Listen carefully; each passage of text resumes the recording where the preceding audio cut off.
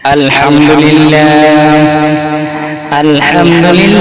nahmaduhu wa nasta'inuhu wa nastaghfiruhu wa na'udzu billahi min shururi anfusina man yahdihillahu fala mudilla lahu wa man yudlilhu fala hadiya lahu wa nashhadu an la ilaha illallah wahdahu la sharika lahu ونشهد أن سيدنا وسيدنا وحبيبنا مولانا محمد صلى الله عليه وعلى آله وصحبه وبارك وسلم الذي أرسله بالحق بشيرا ونذيرا ويدعيا سراجا منيرا أما بعد فأعوذ بالله من الشيطان الرجيم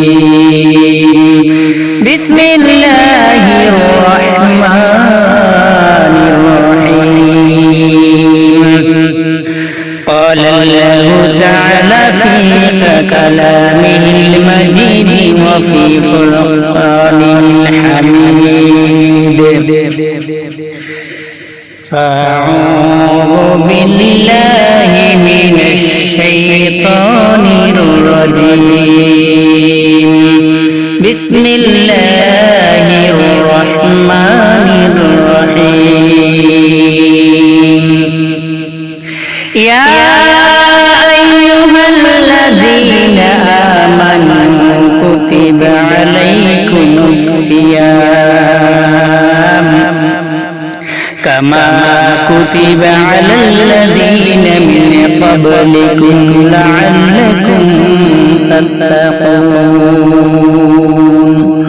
وقال رسول الله صلى الله عليه وسلم حديث الصوم لي وأنا أجزى به আসসালামু আলাইকুম ওয়া রাহমাতুল্লাহি ওয়া বারাকাতুহু। আল্লাহ পাক রব্বুল আলামিন ঘোষণা দেন মুমিন বান্দাদের উদ্দেশ্যে, হে মুমিন বান্দারা শোনো, আমি তোমাদের উপরে রমজানের রোজাকে ফরজ করে দিয়েছি, যেমনি ভাবে ফরজ করে দিয়েছিলাম তোমাদের পূর্ববর্তী পুরুষগণের উপরে, পূর্ববর্তী মানুষদের উপরে, যেন তোমরা সিয়াম সাধনা পালন করে মুত্তাকিন হতে পারো, পরহেজগারিতা তোমরা অর্জন করতে পারো। বলেন আলহামদুলিল্লাহ। রোজা রাখলে উপকারিতা কি? আল্লাহ পাক রব্বুল আলামিন तमाम পৃথিবীর মানুষ যা কিছুই করে না কেন তার প্রতিদান তিনি ফেরেশতাদের মাধ্যমে দিবেন। নবীজি সাল্লাল্লাহু আলাইহি ওয়াসাল্লাম বলেন, এই রমজানে রোজার পুরস্কারটা ব্যতিক্রম। অনেক কষ্ট অনেক সাধনা করে বান্দা রোজা সিয়াম সাধনা পালন করে। আল্লাহ পাক রব্বুল আলামিন তার বন্ধুকে জানিয়ে দেন, মুহাম্মদ গো, ও বন্ধু মুহাম্মদ, তুমি তোমার বান্দাদের, তুমি তোমার উম্মতদেরকে জানিয়ে দাও যে রোজা যারা পালন করবে এর পুরস্কার আমি ফেরেশতাদের মাধ্যমে নয়, ও বন্ধু তোমার মাধ্যমেও নয়, এর পুরস্কার আমি আল্লাহ নিজ হাতে দান করব। কি আলহামদুলিল্লাহ কব না? বান্দা যখন রোজা রাখে দুপুর বেলা হয়ে যায়, বান্দা অনেকে নদীতে গোসল করতে যায়, আবার অনেকে হাউজের ভিতরে লুকিয়ে লুকিয়ে একলা গোসল করে। ওই সময় আল্লাহ পাক রব্বুল আলামিন ফেরেশতাদেরকে ডাক দিয়ে বলে, ও ফেরেশতারা, আমার বান্দা বান্দি এখন কোথায়? বলে, আল্লাহ গো, তোমার বান্দা বান্দি এখন নদীতে গোসল করতেছে। বলে, কই গোসল করতেছে? আল্লাহ দেখেন। তারপর ফেরেশতাদের সাক্ষী রাখার জন্য বলতেছেন, কেননা আল্লাহ পাক রব্বুল আলামিন যেদিন বলছে, ও ফেরেশতারা, আমি একদল প্রতিনিধি সৃষ্টি করতে চাই, বলে তোমাদের মতামত কি? আল্লাহ গো তুমি ওদেরকে বানাইও না, আমরাই তো তোমার ইবাদত করতেছি, তোমার বندگی করতেছি। ও আল্লাহ ওদেরকে যদি তুমি বানাও, ওরা জমিনের ভিতরে ফিতনা ফাসাদ সৃষ্টি করবে, খুন খারাপি করে রক্তপাত ঘটাবে, ওদেরকে বানানোর দরকার নেই। قال الله تعالى إني أعلم ما لا تعلمون। ও ফেরেশতারা আমি আল্লাহ যা জানি তোমরা তার কিছুই জানো না। ওই কথার পরিপ্রেক্ষিতে আল্লাহ পাক রব্বুল আলামিন ফেরেশতাদেরকে সাক্ষী রাখার জন্য নিজে জানেন সত্য জিজ্ঞেস করতেছেন আমার বান্দা বান্দি কোথায়। তখন ফেরেশতা বলে আল্লাহ তোমার বান্দা এখন নদীর পানিতে ডুব দিয়েছে, বলে পানি পানি খায় নাকি? বলে না আল্লাহ পানি খায় না। কেন? ও তো খুব পিপাসার্থ, পানির পিপাসার বুকটা ফেটে যায়, ক্ষুধার তাড়নায় বুকটা ফেটে যায়। ও ফেরেশতারা এখন আমার বান্দা পানির ভিতরে, চতুর্দিকেই তো পানি, ওর শরীরের ডান পাশে পানি, বাম পাশে পানি, উপরে মাথার উপরে পানি, পায়ের নিচে পানি, তো ইচ্ছা করলে মুখটা খুললি পানি পানি করতে পারে, কিন্তু খায় না কেন? আল্লাহ গো তোমার বান্দা পানি খায় না কেন জানো? তুমি দেখে ফেলাবা, আমি দেখে ফেলাবো এই জন্য খায় না। বলছে হ্যাঁ আল্লাহ এই জন্য খায় না। তার মানে ও ফেরেশতারা দেখো আমার বান্দা এসে বলে মুখটা খুললি ওর পেটের ভিতরে পানি চলে যাবে, তারপরে পানি পানি করে না আল্লাহর ভয়। ও ফেরেশতারা তোমরা সবাই সাক্ষী থাকো, এই মুহূর্তে আমি আল্লাহ পাক রব্বুল আলামিন ওদের तमाम জিন্দেগীর গুনাহগুলো maaf করে দিলাম। সুবহানাল্লাহ। এইবার আল্লাহ পাক রব্বুল আলামিন আবার বলে ও ফেরেশতারা আমার বান্দা বান্দি কথা বলে আল্লাহ হাউজের ভিতরে গোসল করে, আশেপাশে কোনো লোক আসেনি? বলে না আল্লাহ নাই। তাহলে ওই একলা বদ্ধ রুমের মধ্যে গোসল করে, ওইখানে তো কেউই দেখবে না, ইচ্ছে করলে তো পানি পানি করতে পারে, ও তো খাবার খেতে পারে, কিন্তু খায় না কেন? বলে আল্লাহ গো আল্লাহ গো খায় না এই জন্য জান্নাত তুমি আল্লাহ দেখে ভালোবা যে হাউজের ভিতরে চতুর্দিকে বদ্ধ রুম, ওখানে আমি দেখবো। বলে হ্যাঁ আল্লাহ তুমি দেখবা, এই জন্য পানি পান করছে না, খাবার খাচ্ছে না। বলে হ্যাঁ আল্লাহ এই জন্য খাবার খাচ্ছে না। তাহলে তোমরা সাক্ষী থেকো, এই মুহূর্তে আমার ওই বান্দা বান্দীদেরকে আমি maaf করে দিলাম। আল্লাহ পাক রব্বুল আলামিন যখন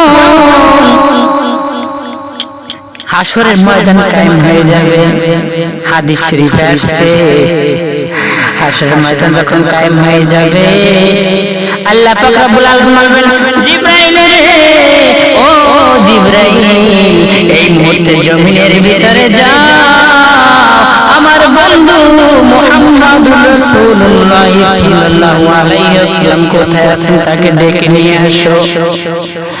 এইবার জিবরাইল আমিন জমিনের ভিতরে চলে যাবেন। লম্বা ঘটনা সংক্ষিপ্ত করে দিলাম। এইবার আল্লাহ পাক রব্বুল আলামিনের হুকুম পেয়ে ফেরেশতা জিবরাইল নবী সাল্লাল্লাহু আলাইহি ওয়াসাল্লামকে নিয়ে আসবেন এবং তার ডান পাশের আসনে বসাবেন, বাম পাশে আসনে জিবরাইল আমিন আলাইহিস সালাম দাঁড়িয়ে থাকবেন।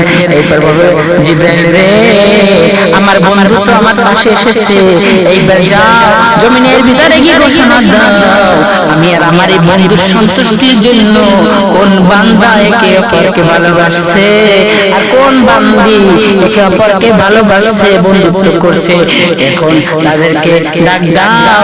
আর আমি যারা ওই সিয়াম সাধনা পালন করছে রোজাদার, আমি আমার এই আরশের ছায়ার নিচে তাদের সবার জন্য ইফতারের দাওয়াত দিচ্ছি।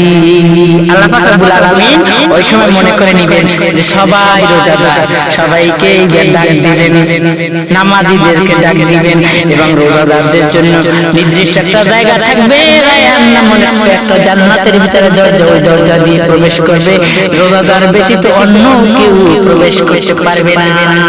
এইবার সবাই দৌড় দিবে, দৌড়াইতে দৌড়াইতে যে আল্লাহ পাক রব্বুল আলামিন ইফতার করাইবেন না জানি কত সুন্দর সুন্দর খাবার খাওয়ায়, সুবহানাল্লাহ। এইবার সবাই দৌড়ে যাবে, কিন্তু ওর পিছনে পিছনে রোজাদাররা রাখে না, তারাও দৌড় দিবে।